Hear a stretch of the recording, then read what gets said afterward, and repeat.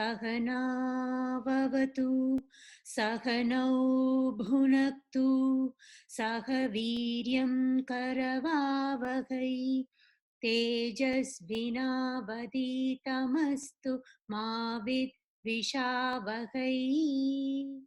Om Shanti Shanti Shanti. Gurur Brahma Gurur Vishnu Gurur Devo Maheshwaraha Gurureva Param Brahma Tasmai Shri Gurave Namaha.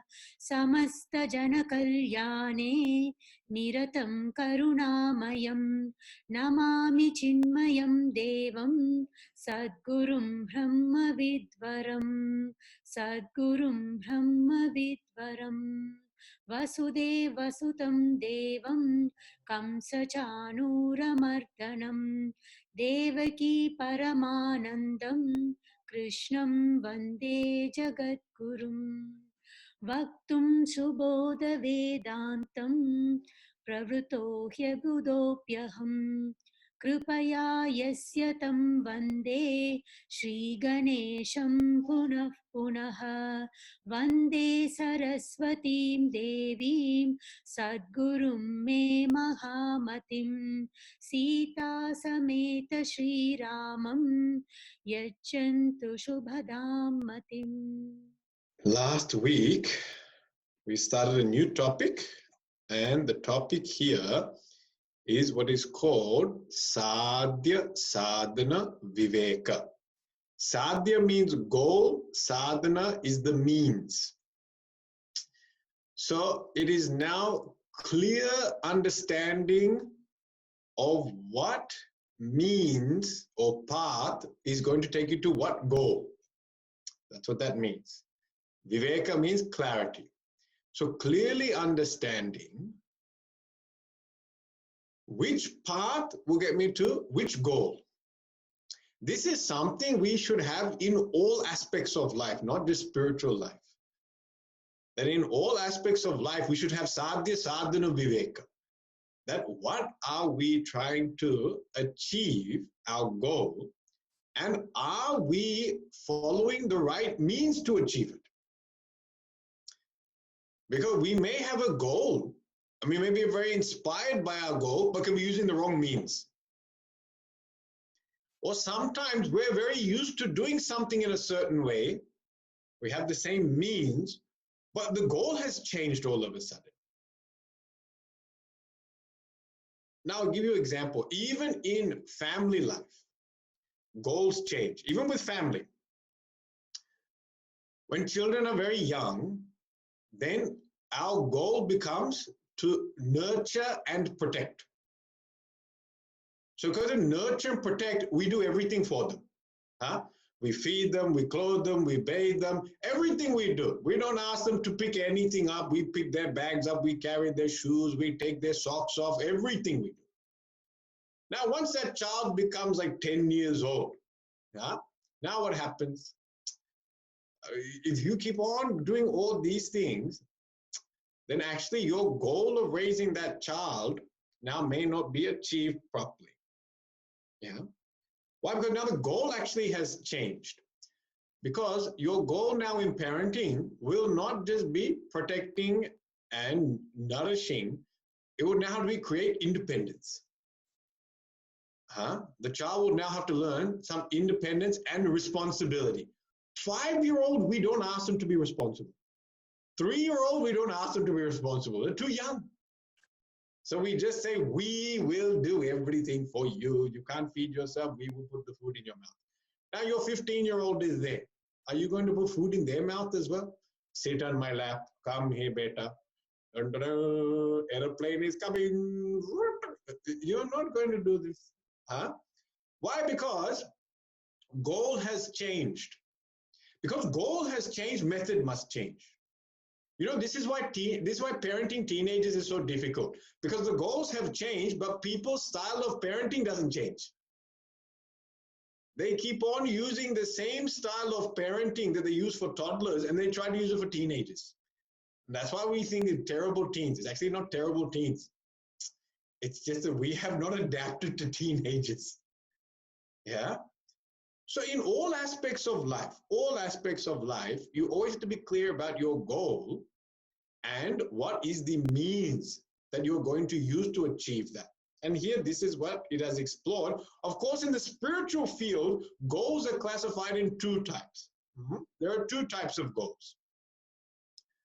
One goal is called attaining that which you don't have. Attaining that which you don't have. It's called apraptasya praptihi.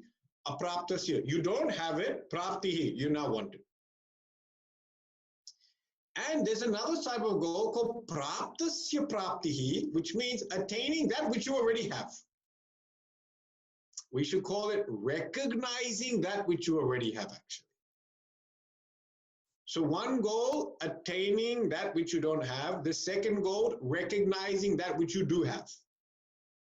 There are two types of goals in spirituality.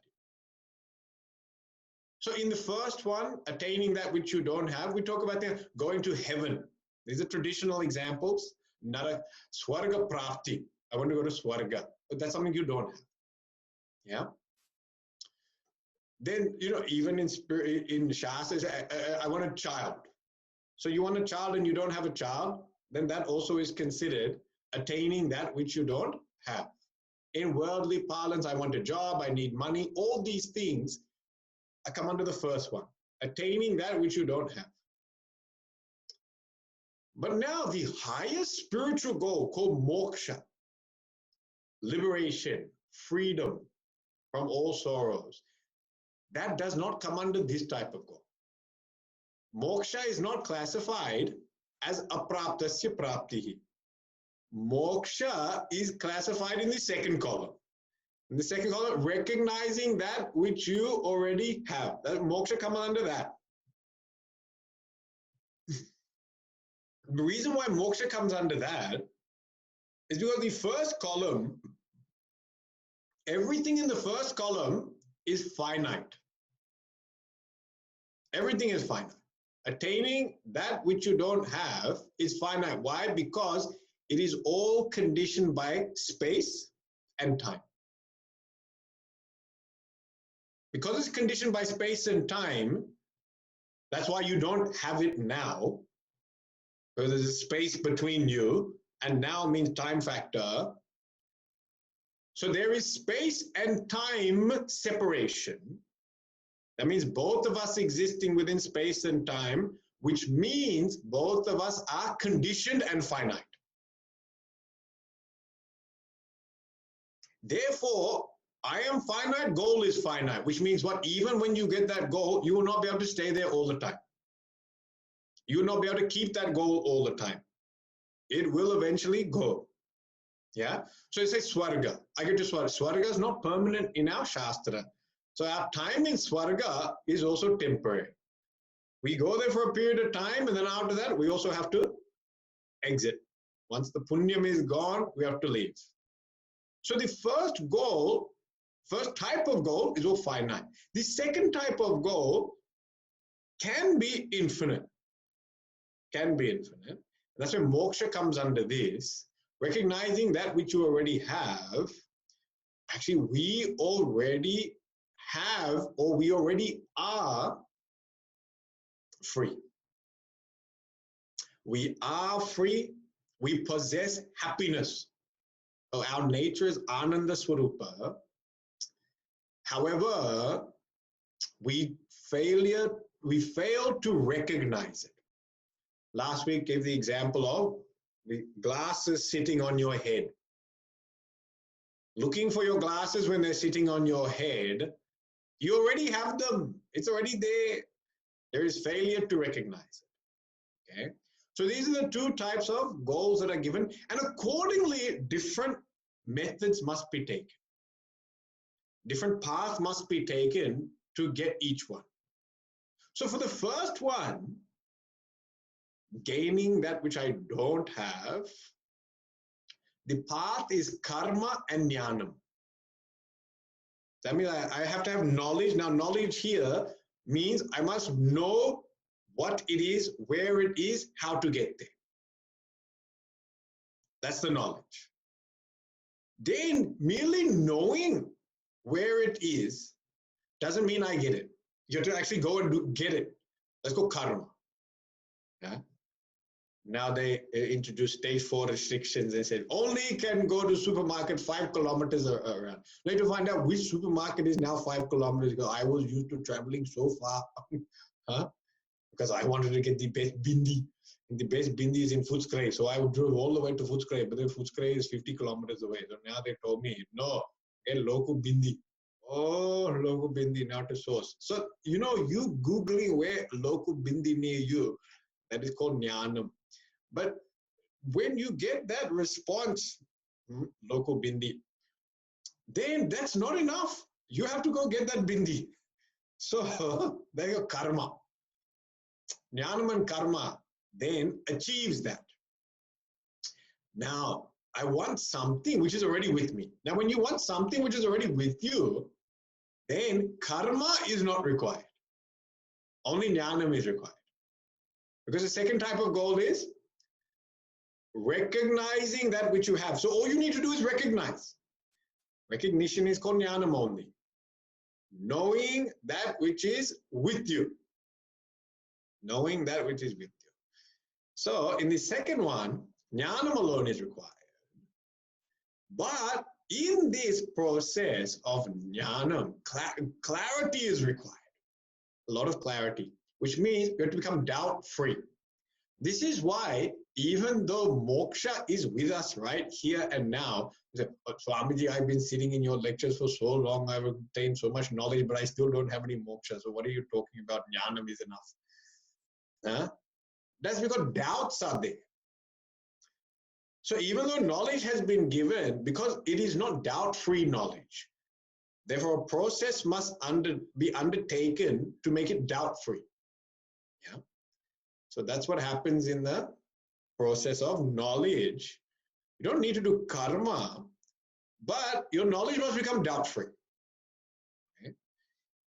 So that's where, here even it says, in this path of knowledge, 3 aspects are there: Shravanam, Mananam, Nididhyasana. Listening and hearing, but then Mananam is to make it doubt-free. And then Nididhyasana to become convinced, to become absolutely convinced of it. Then you get recognition. Now, about that, we'll go into more detail. It will come again. Okay? But now with this finishes these 3 shlokas, 18, 19, and 20, which is talking sadhya, sadhana, viveka. So in our spiritual path, 2 types of goals, and accordingly, we must adopt appropriate means. Yeah. Now we'll continue on. Sadhana viveka. Now, even in this field of sadhana, now we're going to look at the spiritual goal of moksha. And in that spiritual goal of moksha, we are now going to dissect further what are specifically the different means that will get me to this moksha. And this starts on verse 21. Sadhanamantarangam kim Sadhanamantarangam kim Bahirangam kimuchyate Bahirangam kimuchyate Chitta shuddhi samadhana Chitta shuddhi samadhana Karakam sadhanam bahihi Karakam sadhanam bahihi. So 21. So in 21, what is the meaning? What are the inner spiritual practices and outer spiritual practices? Inner spiritual practice called antarangam. Antar means in. Anga means portion, limb. So what are the portions which are to be practiced within? And bahiranga means outer spiritual practices.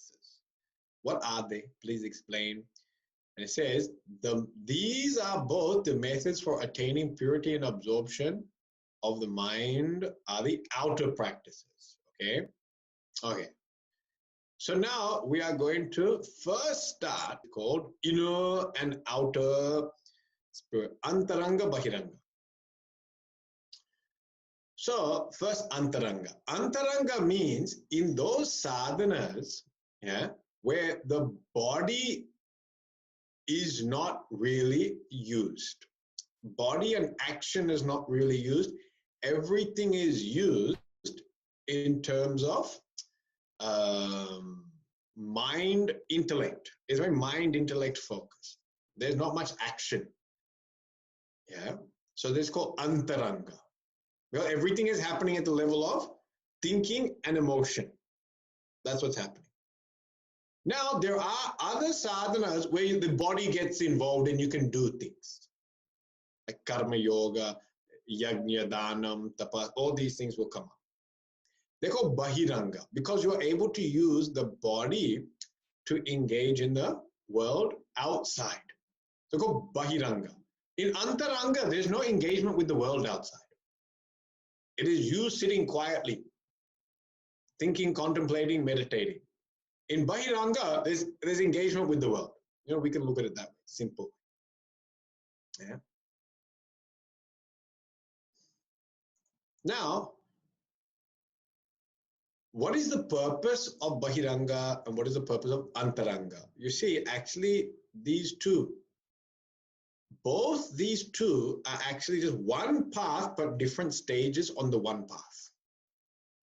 And they both have the same ultimate goal. The ultimate goal is moksha. But now two sections to get to the one place. Like, you know, in all cities, they have one road. But that one road, they got different names in different areas. So the same road, but they call it different name in different portions. So I think here nearby, they have Stevenson's Road. And then Stevenson's Road eventually becomes, I think, Clayton Road or something like that. Yeah? But it's the same road only. And as you keep on driving the same road, it just changes name. Yeah? Because now you go to a different part of that. Yeah? Same way, this Bahiranga eventually should become Antaranga and then get to Moksha. It's the one part. But now, this Bahiranga sadhana, what is its goal? So Bahiranga, those sadhanas where I'm engaged with the world, what is their goal? Their goal is not moksha. Moksha is the ultimate goal, but their immediate goal is not moksha. Bahiranga sadhanas will not get you to moksha. Where will they get me towards? Chitta Shuddhi and Samadhanam, these two factors. Why am I practicing all these things such as puja, charity, seva, all these things? Why am I doing all these type of things? Because actually I want these two qualities. Chitta Shuddhi and Samadhanam. Chitta Shuddhi literally means purity of mind. And Samadhanam means single pointedness of mind. That's a literal translation. But now this Chitta Shuddhi, we don't quite understand what that means. And in this day and age, we kind of need a slightly different understanding. Yeah? So when we say Chitta Shuddhi, purify the mind of what? What's the dirt? The dirt is in the form of strong likes and strong dislikes, or raga dvesha. And about this we've heard before. But now if you want to put it in English in a better way that you might connect with, what is Chitta Shuddhi? It's called Chitta Shuddhi, mastery of mind. If that makes more sense to you. Mastery of mind. So what is the purpose of all Bahiranga sadhanas? All those acts of service and charity and goodwill in the community, when I'm doing these things, from a spiritual point of view, what am I trying to achieve? Mastery of mind. That's what I'm trying to achieve. Yeah. Why do I lack mastery of mind? Because my own personal likes and dislikes get in the way. Hmm? Say I'm supposed to work on a project, a community project. Sometimes the schools have these things. The schools have these working bees and all, and they say, come, all the parents come clean up the school, yeah, and do some help and cut the grass and weeding and all this type of things, yeah. Some of you are looking at me with blank face because maybe you've never heard these things before. But yeah, they actually do have these things called working bees. Yeah. Now, when you had to go there, they'll put you in teams. They say you are the gardening team, yeah, and then you are scrubbing the asphalt team, and you're cleaning the walls team. Let's say these different teams are there. Now, if you have got strong likes and dislikes, the first thing you'll have is a problem with what team you're in. I don't want to be in gardening team. Why should I be in gardening team? I want to be scrubbing the wall team. Gardening I don't do. I do enough of that at home. That's not my job. I don't do that. If you want gardening, you should have brought my wife here. She only knows how to do these things. So already likes and dislikes over the seva. So that become obstacle. Oh, they put me in this. I don't want to. Yeah. Then even as okay, I'll do it. Then they say you have a team leader. This person's in charge. This parent is in charge. Oh, that's the one parent you can't stand. This one parent you can't stand is now in charge of you. So now a secondary problem is there. One, I don't like gardening. And two, the gardening coordinator is the one person I cannot tolerate. Just drives me mad, this one. So now because of all these reasons, what happens? I don't end up doing that service. Yeah. Or when I do it so begrudgingly. I do it with such a foul mood. Yeah, that everyone just looks at my face and my face is so sour. It destroys the whole ambience of what people are trying to achieve here. Now, what causes problems in this seva is not the person nor the type of work that is given. It is my own dislike, which is causing obstruction. This is everywhere. Everywhere it is our dislike. Yeah. In a family, sometimes we say, you should know something about finances. No, I don't want to. I can't understand all these things.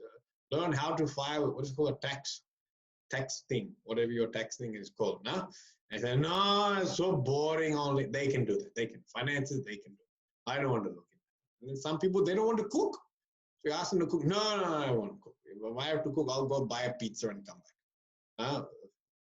Because of these likes and dislikes, we become limited. This is the point. Because of likes and dislikes, we're very limited in what we do.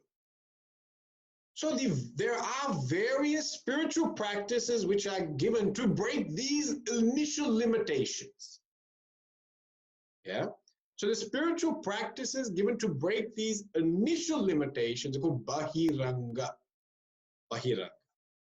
That means you can engage in the world, you can do things, but your primary purpose should actually be to master your mind and break these limitations. To overcome your inner restriction, that you are restricting yourself. The world is not restricting you. We are restricting ourselves. We go self-imposed limitation. That's what they use in terms of self-development language, or self-imposed limitation, self-limiting belief. They use these. Yeah. So it's just to break that down by overcoming what is my like and my dislike. Yeah. So that's one thing I'm trying to do by this Bahiranga, is to get this mastery of mind, that my mind doesn't bully me into doing or not doing something, into talking or not talking to someone, engaging in or not engaging in something. My mind should not bully. Chitta Shuddhi. Okay. Chitta Samadhanam. Samadhanam is single pointedness. And that means while you're doing, can you maintain the focus of why you're doing it? Do you remember why you're doing it? And can you stay focused on that? Yeah, that's called Samadhanam. And this topic we'll take up further, and we have seen before. But it also means single pointedness of mind. The capacity for the mind to become absorbed in that task. that not constantly looking for a break, constantly looking for distraction, constantly looking for escape route. No, the mind becomes effortlessly absorbed in that. So whatever it's given, oh, it finds joy in that and gets absorbed in that. That's what samadhana means. That. So English, they've given translation, absorption. It's a nice word. So when we are practicing these Bahiranga Sadhanas, this is our goal. Our goal is not moksha. Our goal is to prepare the mind for the Antaranga Sadhanas. The Antaranga Sadhana, Shravana, Manana, Nididhyasana. Yeah, that will be discussed. Now we understand the goal of the first part. So the first part of my spiritual journey is practicing Bahiranga, and its goal is mastery of mind, absorption of mind. To be absorbed in that act. That's what I'm trying to achieve. Okay? So whenever I take up any of these things, this is what I should be focusing on. My focus should be on this. Okay? Now, what exactly are the Bahiranga Sadhanas? Please give us some examples. Show us what they are. Okay? And now next shloka will show you exactly what those Bahiranga Sadhanas are. Okay, now verse 22 alone, just chapter. यज्ञो दानं तपश्चादि यज्ञो दानं तपश्चादि सगुणोपासनं जपः सगुणोपासनं जपः साधनं बहिरङ्गं तत् साधनं बहिरङ्गं तत् कथ्यते शास्त्रसज्जनैः katyate shastra sajjanaihi. Okay. The scriptures and wise men enumerate outer spiritual practices like ritualistic fire worship, yajna, which is called a ritualistic worship, charity, dhanam, austerity, tapas, worship of God, saguna, upasana, and repetition of a mantra, japa. Okay. Now, there are many more. These are just some. Ashtanga yoga, various other practices also, pranayama, all this will come under this Bahiranga. Basically, anything apart from Antaranga will come under Bahiranga, even yatra. Going for yatra, all the time. Whatever you can take, Ganga Snanam. Ganga Snanam also Bahiranga. Yeah. Anything other than Shravana, Manana, Nididhyasana will become Bahiranga. So this is just a quick look, but there are many out there. But these are the main ones which you find commonly given in Shastra, in Bhagavad Gita, and you find the Bhagavatam. These ones are very commonly given. But even if you have created some new ones, you can create some new ones yourself, and they can be classified as Bahiranga Sadhanas. Okay? So now, the purpose of all that we're going to discuss now, its purpose is mastery of mind, absorption of mind. You must be clear about it. Okay? Now let us have a look at some of them. Yajna is worship. I thought today what I want to take is dhanam. Now dhanam means charity. And generally when we understand dhanam, there are many different types of dhanam. We generally understand vitta dhanam. Vitta dhanam means giving money. Yeah? But about this, I have already spoken. I'm not going to take this topic. I'm going to look at something else different today. Yeah. Other forms of dhanam include jnana dhanam, giving knowledge. Yeah. I got anna dhanam, giving food. There's also bhakti dhanam, giving devotion. There's vairagya dhanam, granting people dispassion. And the one I want to look at is abhaya dhanam, giving people fearlessness. Abhaya dhanam. This is what we'll look at today. This abhaya dhanam. Giving people fearlessness, because I think this is such an important quality actually. Making people fearless. Now, this Abhayadhanam, the gift of fearlessness. Why is this so important and so subtle? You will find that as we progress in life, as life goes on, one of the biggest challenges we have, and probably the most important challenge or goals we have in life, most meaningful goals we have in life, are connected to relationships with people. For Grahastha, that happy family life with harmonious relationships, this becomes a very important aspect for that Grahastha. Yeah. So, one of the aspects that happens in all human relationships over a long period of time is people can grow apart. People can grow apart. This is very common. Yeah. This is because we get caught in functional relationships where we end up just getting things done.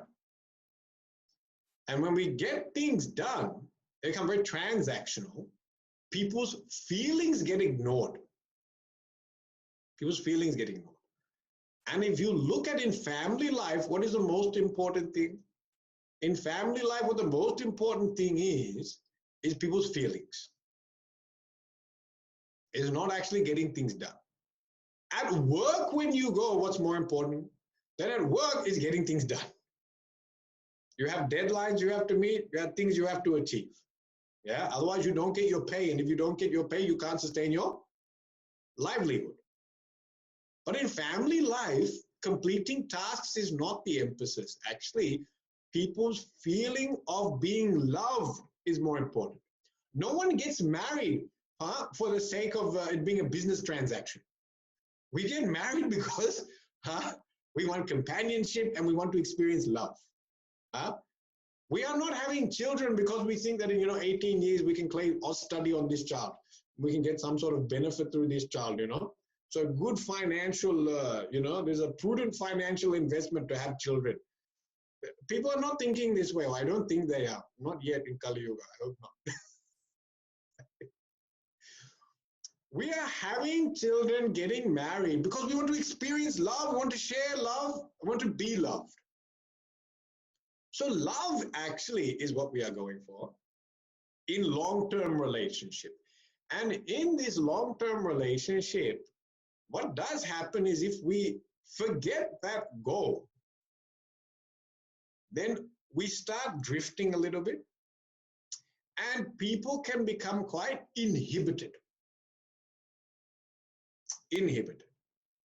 Inhibited means I am now a bit cautious and a bit nervous about sharing certain things with you. Yeah. I am not comfortable saying things in front of you. I'm not comfortable sharing things in front of you. So a little bit of a distance is created. And now this is normal because we also grow differently. See, even parents, partners also grow. Sometimes they have different interests. Yeah. Children certainly will have different interests as they grow. Yeah. Like I said, that migration from being the child to the teenager, is that puberty is a massive change in that individual. Massive. We know physically it's a massive change. Emotionally, intellectually, also massive changes are going on in that individual. So what happens is when individuals change, if they don't feel very comfortable in a relationship, they can stop sharing in that relationship. And as they stop sharing what's meaningful, then you get this thing where you're kind of drifting apart. Yeah. And finally, what this leads, it leads to behavior which other people cannot understand. And when this behavior is there when other people cannot understand, then this becomes disharmonious or kind of, I would say disharmonious. Let's say disharmonious to the group. Yeah. That I don't quite understand why this person talks like that, why they're demanding like that, why they're behaving like that. I don't understand. Yeah. Now, what we try to do is we try to stamp out the behavior. And we say, stop doing this, stop doing that, don't talk like this, don't talk like that. Yeah. But actually that behavior is coming from something deeper. It's originating somewhere deeper. And until we understand where it's coming from, trying to stop the behavior is like a band-aid solution. It's a band-aid solution. It may work in your presence, provided you are the king of the castle. But then when you are not there, that behavior comes back. Yeah. So if I want to understand why a person is now behaving differently, I have to try to understand what is going on in their head.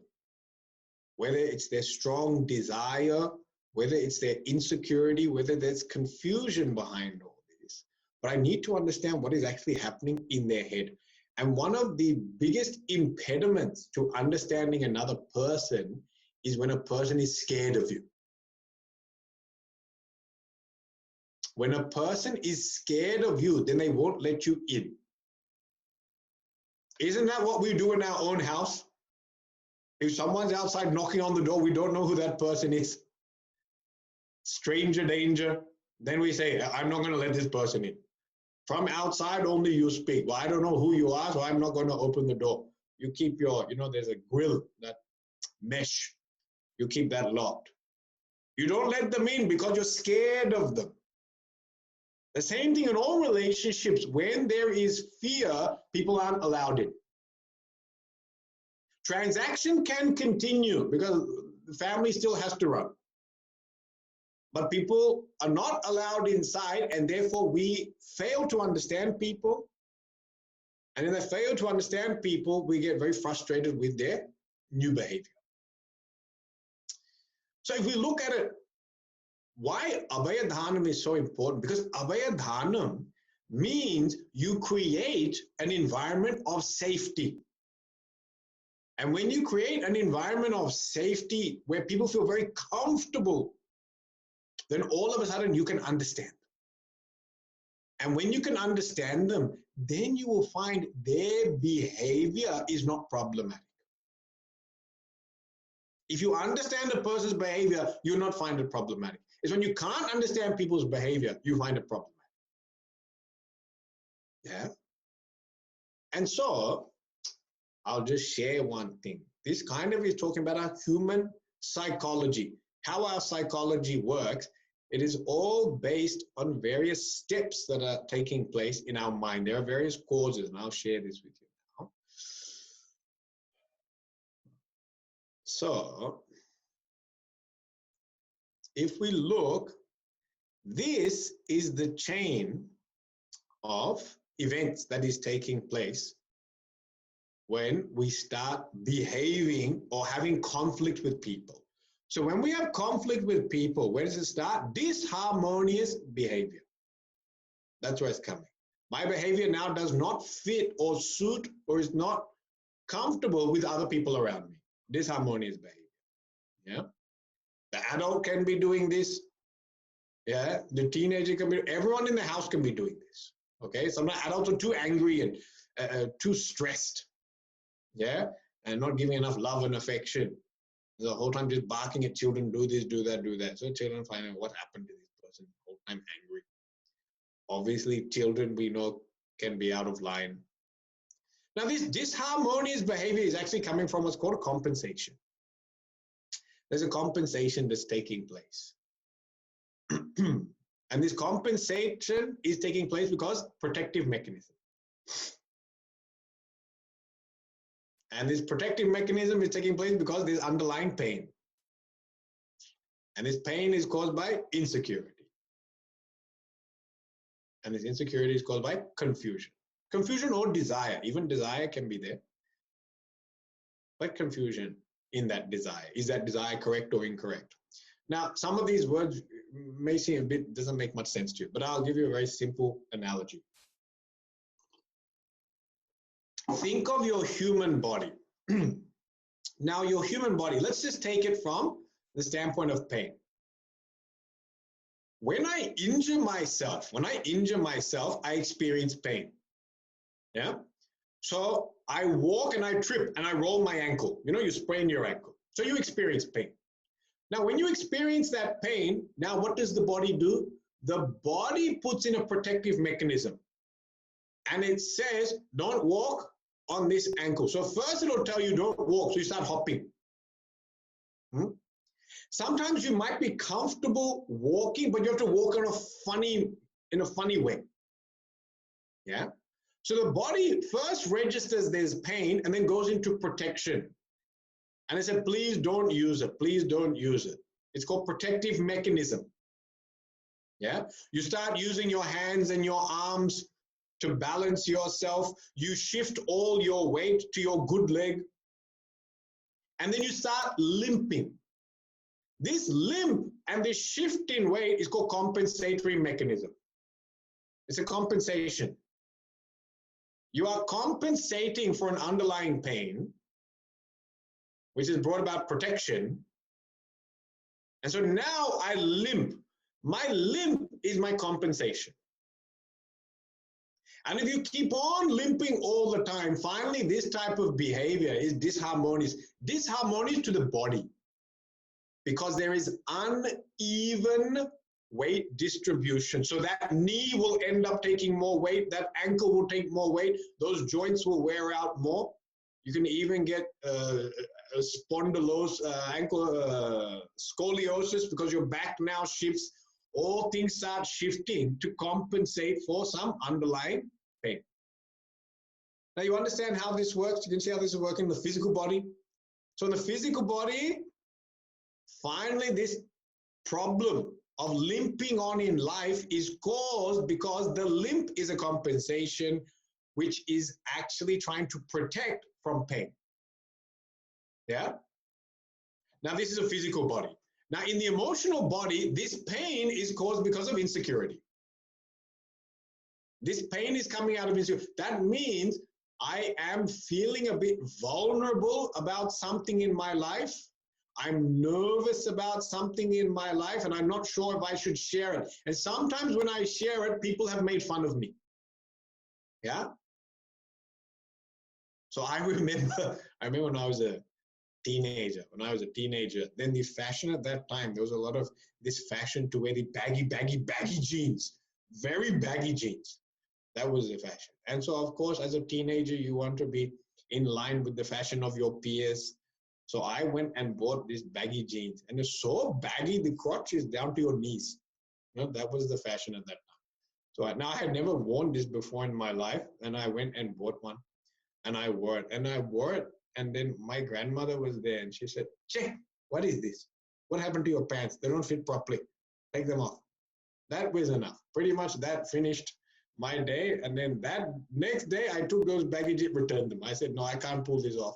Even though my 70-year-old grandmother was the one that told me off for wearing. She otherwise never says anything, but she looked at that pants and said, "What is this?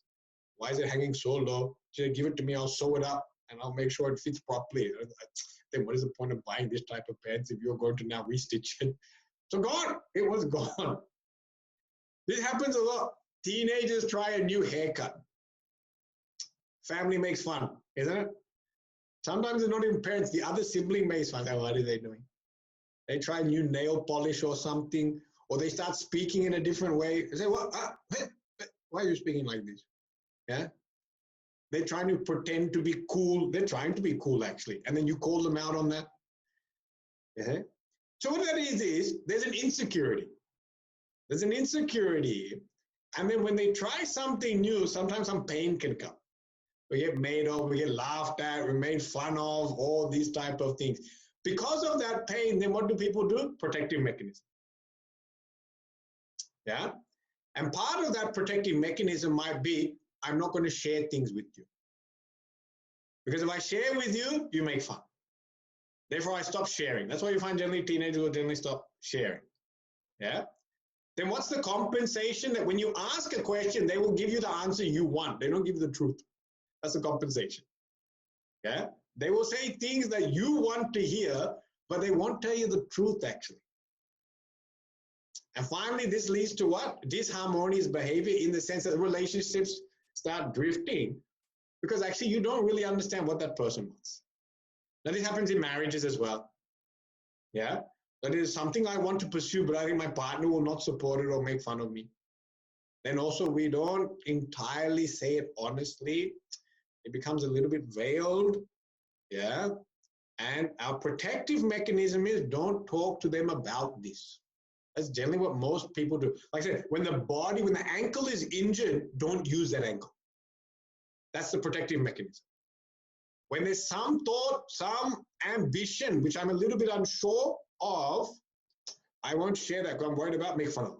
But in the past, I was made fun of my family, maybe not my spouse, but my parents made fun of it, my sibling made fun of it. Well, they thought, no, I want to try this. You know, maybe you want to start taking up triathlon. Hey, what triathlon? You can't run like this. Huh? You can barely get to the mailbox to get the post and come back. What type of triathlon you want to do? Stop all this type of thing.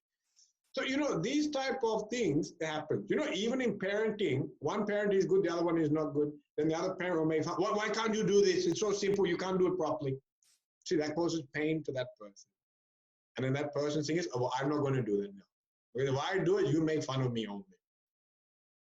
All this happens very commonly in family life. We just don't understand it. Yeah. So there is protection, which is largely avoidance, and then compensation. We end up doing something just to keep that person happy. So now this is how you understand the symptoms and the causes. Yeah. Now, how do we change this? We have to change this whole thing because really it's coming down to insecurity. If we look at it, the cause, the fundamental cause, just prior to confusion, really, the cause is insecurity. Insecurity is causing pain now. So if we can address this insecurity, then we can get to that point of confusion. And the confusion is the ultimate source of what's going on. Confusion doesn't mean that person is confused. It means you don't understand that person. I don't understand that person's desire. Yeah, that's the confusion. Now, to get to that confusion and address it, to understand that person deeply, you have to address insecurity. And the way to address insecurity is you have to make that person feel comfortable. They have to feel comfortable sharing. They have to feel comfortable engaging. So when they feel comfortable with you, then all of a sudden that insecurity goes, this door is opened, and then you can come into their mind to understand actually what is their primary ambition, interest, desire, or drive. It doesn't mean that desire is correct. It just means you need to understand it. Because if you don't understand their desire, whatever you're doing is you are addressing their compensation. You're not addressing their real issue. You're dealing only with symptoms. You're talking to their compensatory mechanism, and you're not really getting to the heart of it. And therefore, they just end up adapting their compensation to your inquiry. Does that make sense? Like you are asking different questions, but they are just still operating at a compensatory level, and they are just changing the way they say things or coming up with new excuses, you know, the whole roller deck of excuses. And after some time, you will feel that these people are just not answering what I want to know. And the reason they're not answering, because they're not comfortable. They're not feeling confident at that time. So now how do we now create such an environment? Abhaya Dhanam. This Dhanam is the best Dhanam actually. You know, I say when we take sannyas, actually, it says sannyasi must be committed to Abhaya Dhanam. Abhaya Prada. That is, they say. That no one should feel scared in front of a sannyasi. They must be made to feel comfortable. Now, how do we do that? Now, there's some practical tips I will give on how in a relationship you can create a sense of security. That people can open up and share their vulnerabilities, share their deepest desires, ambitions. Yeah. First thing we have to do is adjust the environment. These things should be handled privately. Yeah. You should never try to deal and understand a person and the depth of them in a public space. Public just means one other person in the room that shouldn't be there. Yeah. In family life, very common now. These conversations happen where? Kitchen. Right? Now in kitchen, what's going to happen? Kitchen is the central hub of every individual in the family. So one person is trying to talk to another person in the kitchen. Everyone is walking in and out and finding out, oh, this one has a boyfriend now. Oh, I have a boyfriend. And then, and then the little siblings will laugh and say, you have a boyfriend. You have. So that. Then the father will come and say, what boyfriend? Oh, there's no boyfriend here until we get arranged marriage. No such thing as boyfriend. Forget this. No need for, who is this boy? Why is he hanging around? Get rid of him. Come on. Now, already, that privacy has been violated. Yeah. And there are various people making fun, attacking, therefore pain, shut down. So the first thing is privacy. You must handle it in a private room, and sometimes only one parent should handle these things. If it comes in parenting, one person. Husband and wife amongst themselves. Yeah. Not in front of children. Yeah. Because when you create this privacy, then the second one is important. You must ensure trust and confidentiality. Ensure trust and confidentiality. That whatever you say does not leave this room. Because that person is still not comfortable with what they have to share. So ensure trust by giving confidentiality. Don't worry. Whatever you tell. I mean, even for parents, sometimes they will have to just take in what that child says. And sometimes you cannot share it with the other parent. Yeah. Sometimes that is the case. Not all the time. Now, you have created environment, privacy, confidentiality. Now the main thing is engage in listening. Engage in listening. Don't be the one who is dominating the conversation. Yeah. And when you engage in listening, full attention. These are all very basic things, but I found that people don't do this because we take our phones everywhere we go. Our phones are the biggest problems with, actually, it's a phone is supposed to connect you to people, but I tell you, phone is only disconnecting us from people. Because if you are looking at that phone while this person is trying to share their deeper, most inner secret with you, they will feel that they are second priority in this conversation. Phone is number one, person is number two. I'm sure we've all been on the receiving end of this when we are having a conversation with someone and they decide to pick up their phone and just check something. And then how inspired do you feel in that relationship? You feel like giving up on that. I'll go watch TV, you go do your own thing. There's no point. Yeah. So now when we are active listening, we have to listen without any distraction. Okay? Any distraction. Okay, so now these things. Now I think we're at the what? Fourth thing. Now this is the big one. Avoid judgment. Avoid judgment. That's the big one. That whatever people have to say, at face value, we should just accept. Don't say right or wrong, good or bad. Just listen. Just listen. Yeah. And obviously, this is where you need Chitta Shuddhi, because this is where mastery of mind is required. Where our mind will jump in and immediately judge. Now, instead of judging, what do we need to do? We should turn from judging to sympathetic inquiry. This is what we need to do. Sympathetic inquiry.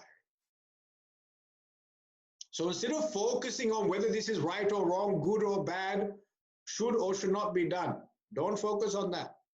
Focus on listening with greater sympathy and asking the right questions. It's about asking the right questions.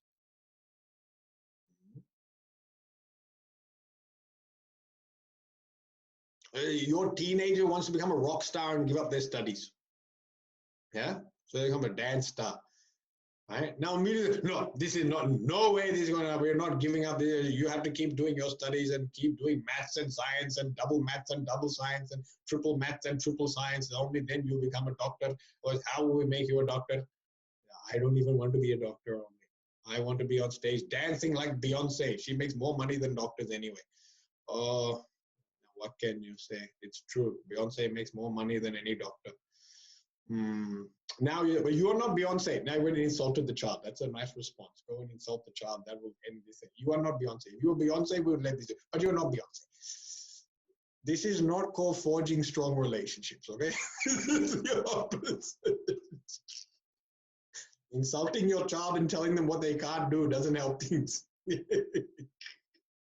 So when my child comes and says, I want to become, this Beyonce, or I want to become rock star, listen, and then ask questions. Yeah. Well, what has inspired you to take this up? Well, why do you want to do this? Yeah. They might say money. Some people, if you're 15 years old, money is sometimes a big thing only. I don't say money.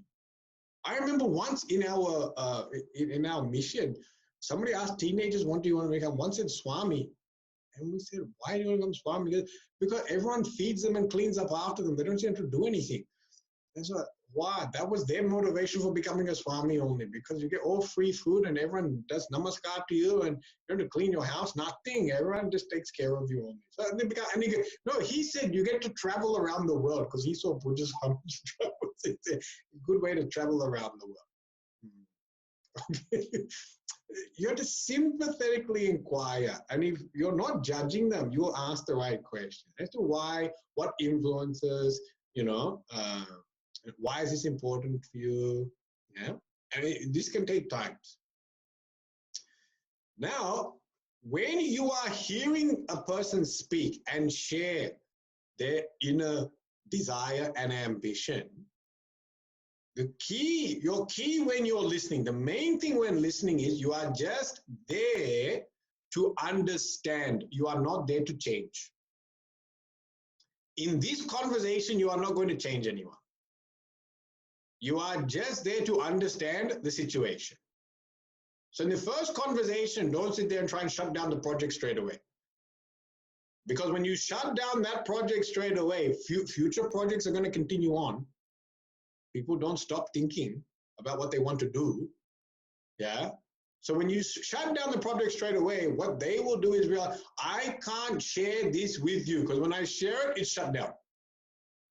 So then they get into that protective mechanism, avoid, compensatory, end up saying what you want to hear, but not telling you the truth. That's the compensation. That's because it's shut down straight away. So when I'm listening now, I'm only listening to understand. My purpose is to understand that person. That's it. I only want to understand. I'm not here to judge you. I'm not here to correct you. I'm not here to change you. I just want to understand you. That's it. That's all I want. And I want to understand what your real strong desire is and where this desire has come from. Sometimes you'll find, especially with nearly everyone, adults and also teenagers, and even kids, a lot of our strong desires are actually born out of the fact that other people are doing it. Because all my colleagues are doing it, therefore I feel I should be doing it.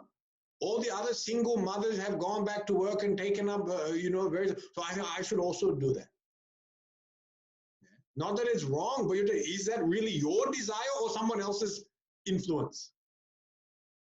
Teenagers, they have certain haircuts, dress styles, music, because influenced by others.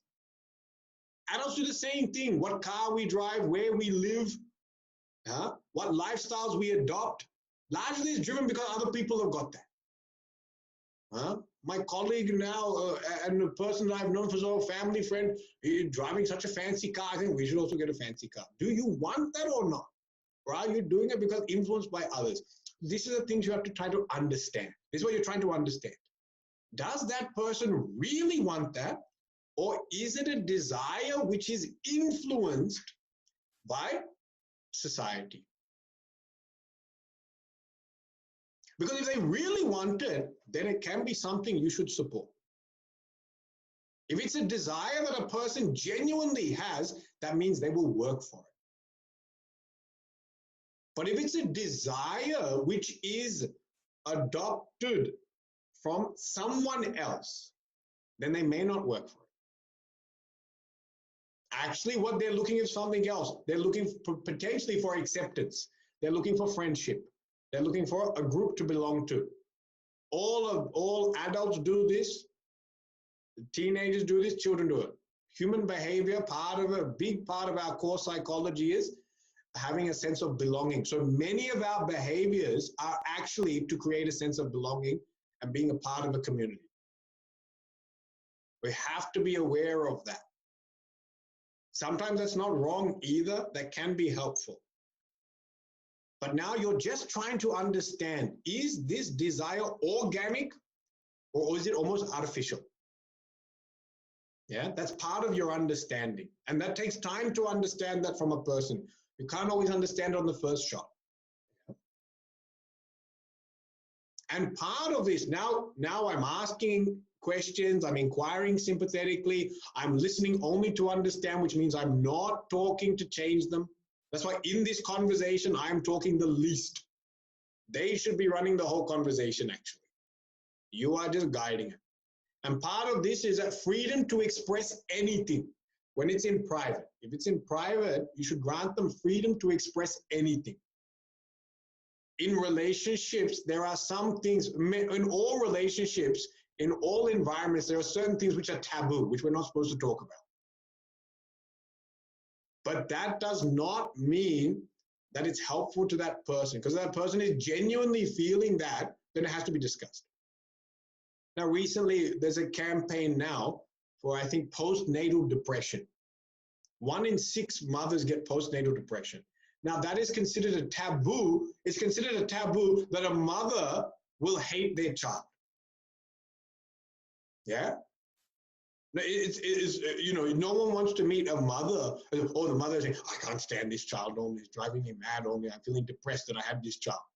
No one wants to hear that. So it's considered a societal taboo. Now, because of that, then the mother doesn't speak up. But that doesn't help her. She ends up having a greater depression because she feels unsupported. She feels no one understands her point of view. Yeah. And that's why in this space, we have to allow people to share anything.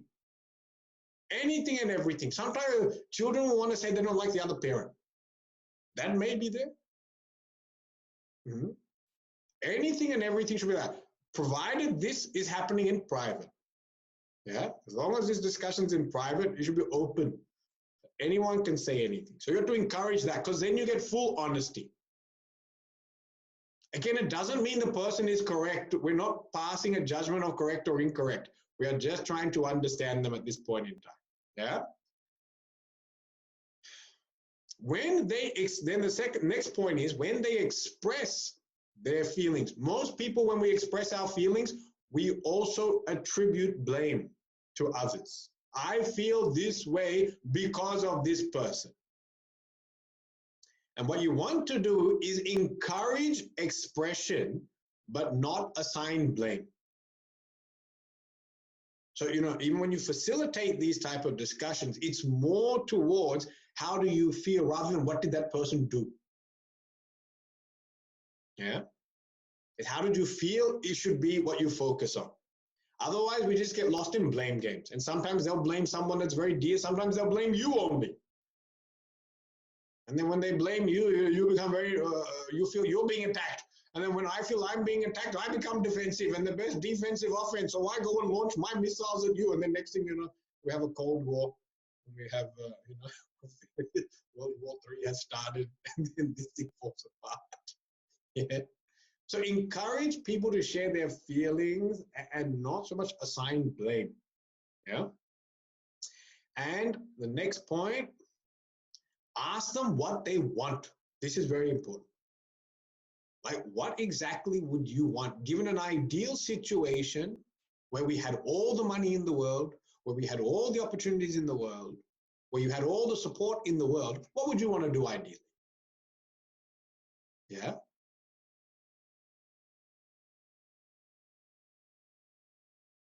I remember talking to a person and they were very upset with another person. They felt this person had treated them very badly.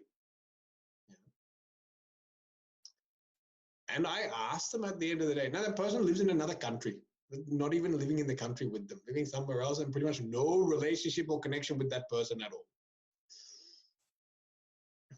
I asked them, you don't have any future, you don't have any relationship with this person. You actually didn't really have one. It's a very small incident. They met, they were treated badly, and then, they felt very upset. And I said, what do you want? Do you want this friendship? They said, no, I actually don't want this friendship. I said, what do you actually want? They said, I just wanted to share that with someone. That's it. That's all they wanted. They actually did not want any resolution or that we should come together and this should be, I should talk to that person, because they were like a Facebook friend only. So they're like a Facebook friend. I don't even see this person at all. I just wanted to share it. That's it. Their outcome was just to share it with someone, and then the issue was buried. It wasn't even that there must be a reconciliation with this other party. They were not even interested in that party. It was purely like Facebook acquaintance. Yeah. There's all this, now we have a cyber bullying and all internet bullying and all that. People are bullying you, they've got no relationship to you at all. And you've got no interest in them and they've got no interest in you besides criticizing you.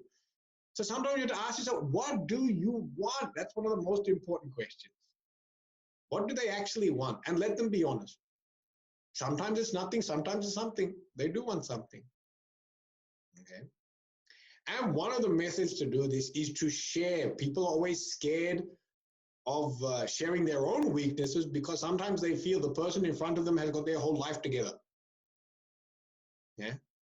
Children live under a wonderful delusion, and the wonderful delusion we have as children is that our parents have got everything figured out. This is the biggest delusion. Parents all know. We don't know what we're doing half the time, and we're just trying to figure it out day to day on how to figure things out. But we don't tell children that. We say, no, we know all these things. Yeah? So we never share the fact that we actually don't even know what we're doing with our life. But we must look like authority figures and keep telling them, no, study hard, because studying hard gets results. Papa, you didn't study that hard. That's besides the point. Don't bring up my life, okay? I had various other problems. Yeah.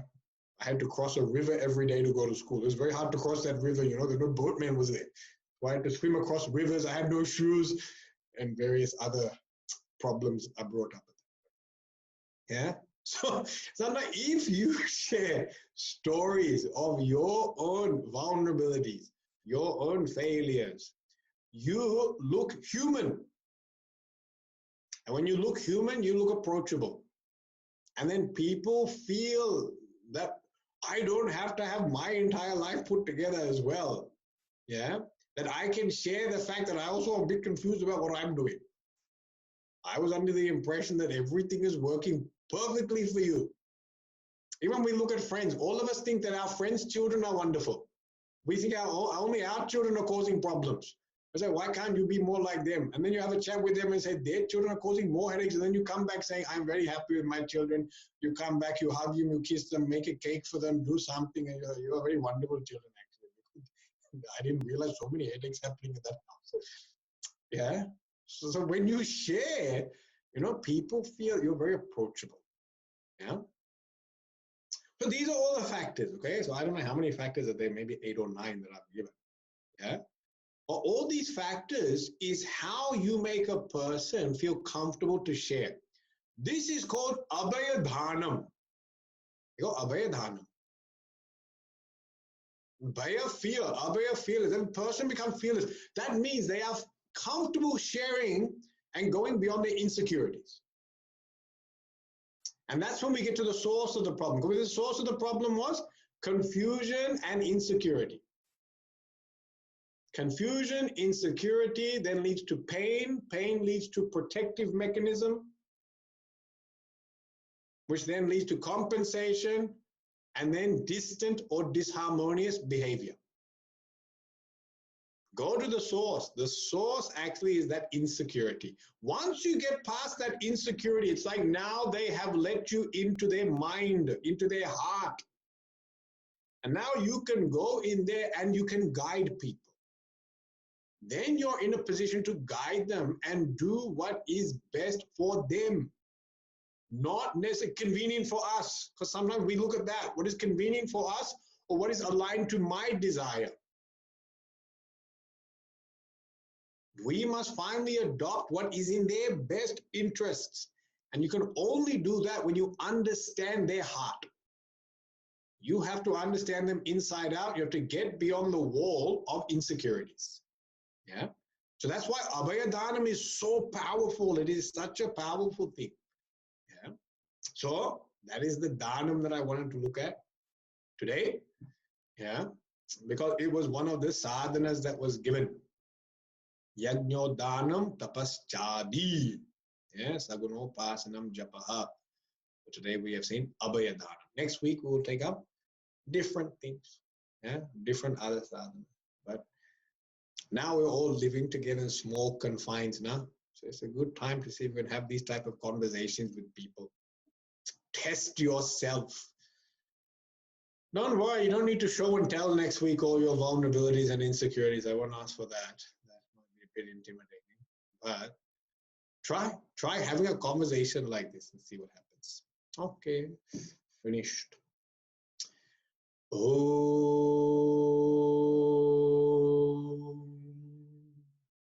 Purnamada Purnamidam Purnat Purnamadachate Purnasya Purnamadaya Purnamevavashishyate Om Shanti Shanti Shanti Hari Om Shri Gurubhyo Namaha Hari Om.